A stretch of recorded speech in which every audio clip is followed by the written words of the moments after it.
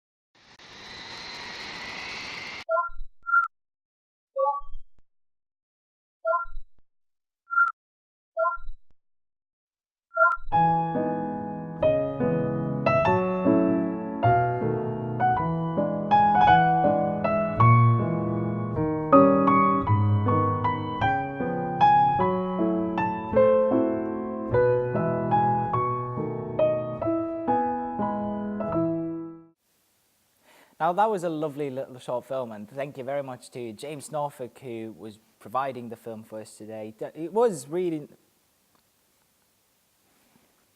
Oh, that's odd. Now, in the spirit of being here at Tullie House, our temporary recording venue, I suppose, I'm here with none other than Michelle Wiggins, who is the marketing manager for Tullie House Museum. Hi. Hi. Michelle, how are you doing? You all right? Fine, thank you. Now, I guess the best thing to kind of start off with is just for you to introduce kind of who you are and what you do here at Tullie House. Well, as you said, I'm the marketing manager here at Tullie House, and it's my job to market and promote Tullie House on a local, national and international basis.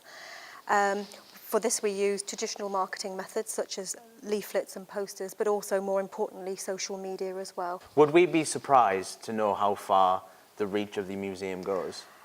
Yes, I think you probably would be. We do have an international appeal, and we do attract the American visitor, Canadian visitors, and from Australia and New Zealand as well. There is always international visitors coming on holiday to Cumbria, and they do make their way to Tullie House. And you said the Roman helmet, what was that? A few years ago, I'm sure everybody will remember the Crosby Garrett Roman helmet, which was found in a field in Crosby Garrett. So Tullie House wanted this object as the star object in the new Roman Frontier Gallery. So we had a massive fundraising campaign to raise funds for this. Unfortunately, we went to auction and we had £1.7 million, but somebody else bought it for £2.2 million. Yeah. So we missed out. From the student perspective, I mean, I'm a massive fan of Tullie House. Right. I've been multiple times. How do you think the relationship is between Tullie House and students? Tullie House would like to think that we have good relationships with the students and the local colleges and universities. We have an over-16s coordinator who is there to encourage working with the universities and colleges and working with young people. Tullie House does try to provide a broad programme of events which attracts all types of audiences. So we have our permanent collections, but we also have a changing programme of exhibitions which does attract a wide range of audiences.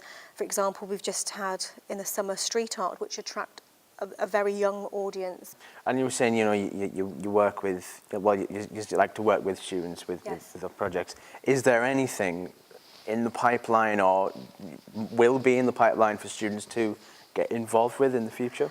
Yeah, absolutely.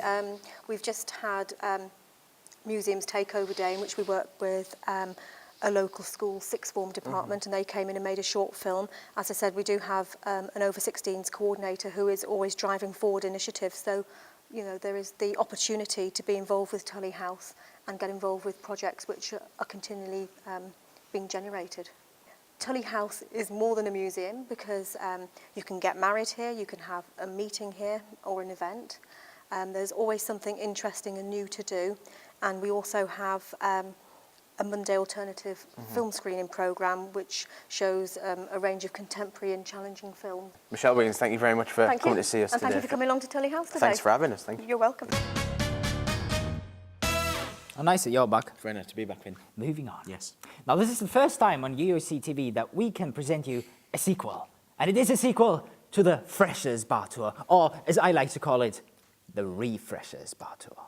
That's absolutely right. Now, if you remember earlier on in the year, we covered that Freshers Bar Tour. Well, Finn, guess what? What, Paul? We did it again! Did we? You alright guys, now I'm here on Botchergate, one of the longest roads in Carlisle, and despite the weather, believe it or not, I'm actually out for a night out. It's actually Refreshers.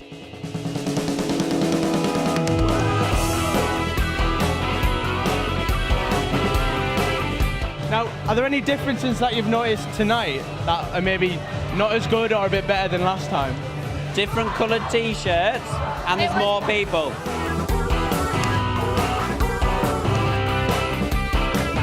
Could we have a push-ups contest right now?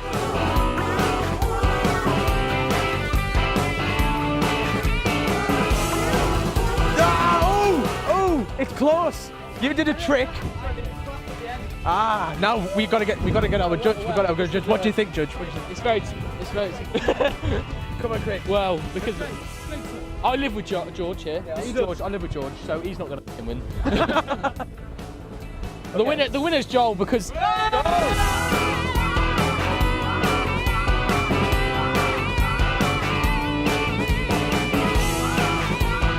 Right now, we're just approaching the new bar that has opened up. It's owned by the same people that owns the famous club Concrete. It's called Hell and Below.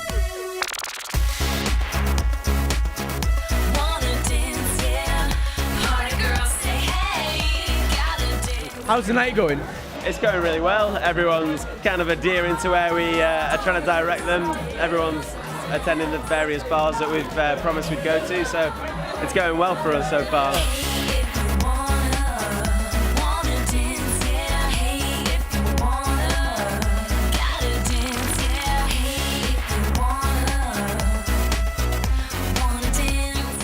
So as ever, at the end of any student-related event in Carlisle that involves alcohol, we end up at none other than Concrete. It's been a great night.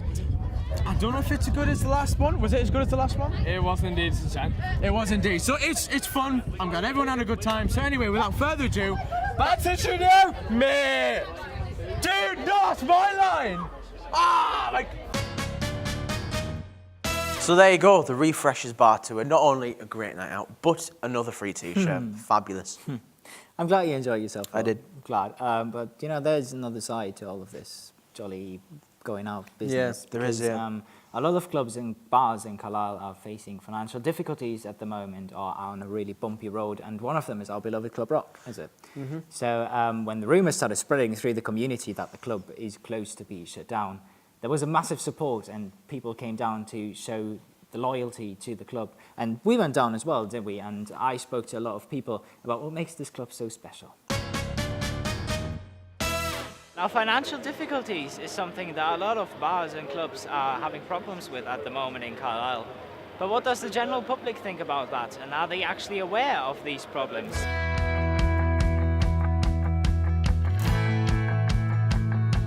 We don't want to lose something that has been a big part of a lot of people's lives. I feel safe here. Like, I know for a fact I can come here and I'm not going to get bottled part of a fight. I think this is the first pub I came to since I turned 18 as well. Where are you going to be this weekend? Club Rock? It's a different In here crowd. it's more of a relaxed atmosphere, I think.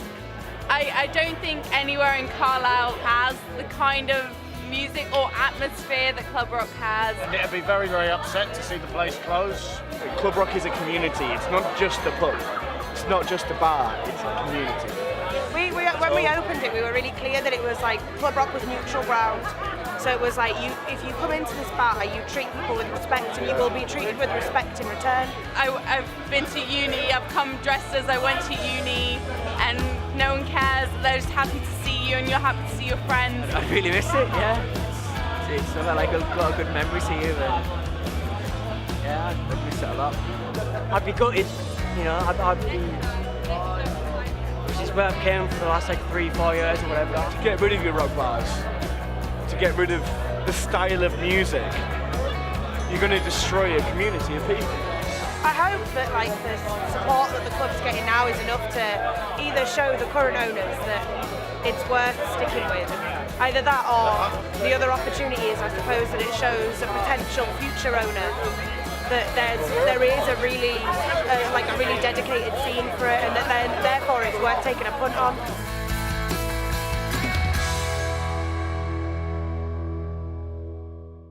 So you see, it's a great place to go on a night out. So if you never ever have been to Club Rock before, you really should. It's a really good place. We always having good times at Club Rock. I love Club Rock. I recommend it. Anyway, this brings us to the end of our show, sadly. It does. So please remember to like, follow and subscribe us on Twitter and Facebook. Our Twitter account is @UOCTV. Use a hashtag to talk about today's show. It's #UOCTV. And if you want to follow me on Twitter, it's @FinHD. And if you want to follow me on Twitter, it's @PLeChem. Yeah. Now, there's another sweet. That's right. We're absolutely amazing tweets. Love them. So, yeah, see you next week. Let's do it. See you next week. Have a good time. Have a sweet. Check out. Have a sweet. Always drink responsibly. Yeah. Don't eat so many sweets. It's not bad. What's the other one you wrote about? Oh, I think I got hair in them.